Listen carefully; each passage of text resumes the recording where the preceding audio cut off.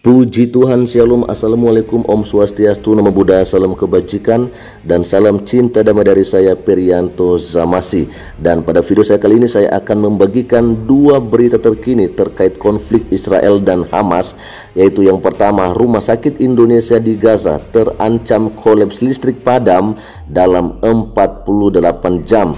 Lalu kemudian ada bantuan kemanusiaan dari Indonesia yang akan dikirimkan ke Palestina yang diperkirakan bernilai sekitar puluhan miliar rupiah.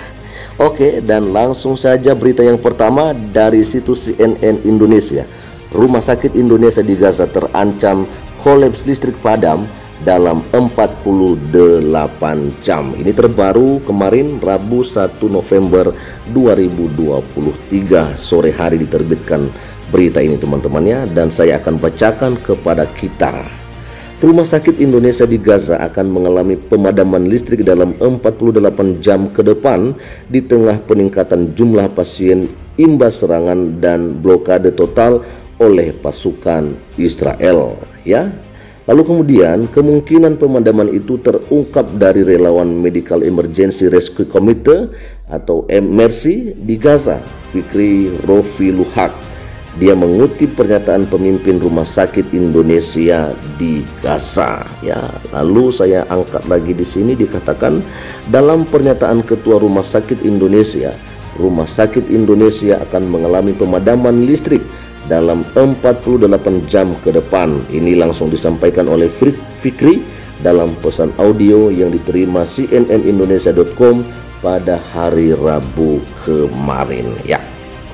Lanjut saja, kita akan membacakannya di sini teman-teman. Pernyataan dia senada dengan komentar juru bicara Kementerian Kesehatan Gaza, yaitu Ashraf Al-Qudra. Ia mengatakan generator listrik di Rumah Sakit Indonesia hanya tersisa beberapa jam. Wow, ini sangat disayangkan sekali teman-teman ya, karena kemungkinan kalau misalnya akan mengalami pemadaman listrik, maka sepertinya tidak akan bisa untuk beroperasi, ya. Ini sih hanya perkiraan kita teman-teman ya. Lalu kemudian di kesempatan itu Fikri juga mengatakan banyak pasien korban luka yang memadati rumah sakit tersebut. Para pasien ini mayoritas anak-anak dan perempuan.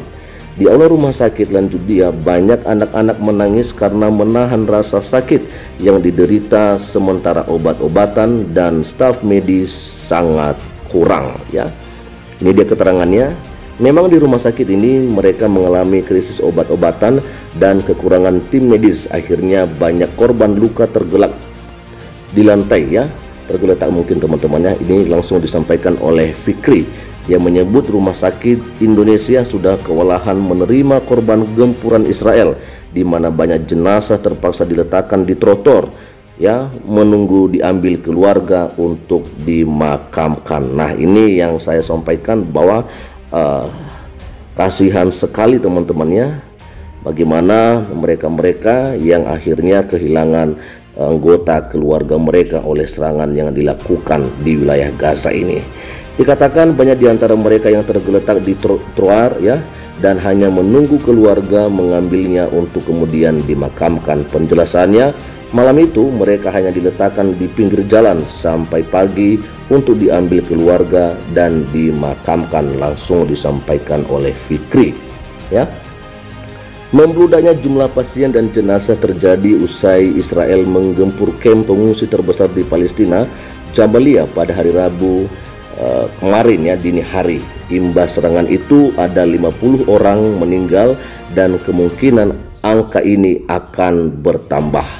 Malam itu mereka hanya diletakkan di pinggir jalan menuju pagi untuk diambil keluarga dan dimakamkan, ya. Lalu di bagian terakhir dikatakan Israel hingga kini juga tak kunjung mengizinkan bantuan bahan bakar minyak masuk ke Gaza.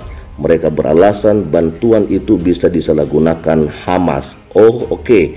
Ya, ini teman-temannya tentunya adalah sebuah alasan mereka kenapa mereka memang tidak mengizinkan bahan bakar minyak untuk masuk ke Gaza, ya, karena mereka tidak mau kalau sampai itu digunakan untuk hal-hal yang tidak baik tentunya menurut mereka, artinya jangan sampai digunakan oleh anggota Hamas ya, atau disalahgunakan istilahnya. Rumah sakit di Gaza sementara itu memerlukan bahan bakar untuk mengoperasikan generator mereka. Lalu kemudian di sini saya akan membacakan kepada kita masih saja dari situs CNN Indonesia. Di sini dikatakan Republik Indonesia kirim bantuan makanan hingga obat-obatan ke Gaza pekan ini. Ini juga masih terbaru malam hari ya, kemarin Rabu 1 November 2023 pada pukul 19.35 waktu Indonesia Barat. Tentunya malam hari ya. Kita mulai di sini juga ada gambar sepertinya ada dump truck ya yang mengangkut mungkin itu obat-obatan atau apalah. Nah, oke, saya bacakan di sini teman-teman. Sejumlah organisasi masyarakat seperti Palang Merah Indonesia hingga Badan Amil Zakat Nasional atau Basnas mengungkap jenis bantuan yang akan dikirim dari Republik Indonesia untuk Palestina. Ya, jadi jelas saja ya akan dikirimkan bantuan kemanusiaan tentunya untuk saudara-saudara kita yang ada di Palestina. Yang penting saja ya pesan kita ya teman-teman, harapan kita jangan sampai disalahgunakan di sana. Perwakilan PMI Nini Kunariati mengungkapkan lembaga ini berhasil mengumpulkan dana hingga 29 miliar rupiah. Ninik menyebut PMI akan mengirim bantuan berupa alat-alat kebersihan hingga kantung mayat ke Palestina. Oke, keren sekali teman-temannya. Saya pikir ini adalah hal yang luar biasa dan memang perlu dilakukan ya untuk saudara-saudara kita yang sedang mengalami penderitaan di wilayah Gaza saat ini. Nah, ini di keterangannya termasuk genset dan juga kalau disetujui tabung oksigen, kata Ninik dalam konferensi pers di gedung Kementerian Luar Negeri pada hari Rabu kemarin 1 November 2023. Lalu dikatakan lagi di sini, meski demikian Ninik menyebut barang-barang itu masih belum pasti karena masih menunggu persetujuan dari Perserikatan Bangsa-Bangsa atau PBB. Oke, jadi belum juga ya teman-temannya, ini masih rencana saja ya. Tapi ya kalau misalnya sudah langsung mendapatkan izin, sepertinya ini langsung dikirimkan ke Palestina. Lalu sementara itu wakil kedua Basnas Imdadun Rahmat mengatakan pihaknya telah mengumpulkan dana lebih dari 10 miliar rupiah per hari ini ya. Sekitar 1,7 miliar rupiah dari dana yang terkumpul itu telah dibelanjakan dalam bentuk barang untuk dikirimkan ke Gaza ya. Ada dana 10 miliar rupiah sampai hari kemarin maksudnya. Lalu kemudian yang sudah dibelanjakan itu ada sekitar 1,7 miliar rupiah. Lalu yang 8,3 miliar rupiah yang lagi itu dikemanakan? Apakah nanti dikirim saja ke sana atau bagaimana? Saya kurang tahu tentunya teman-teman.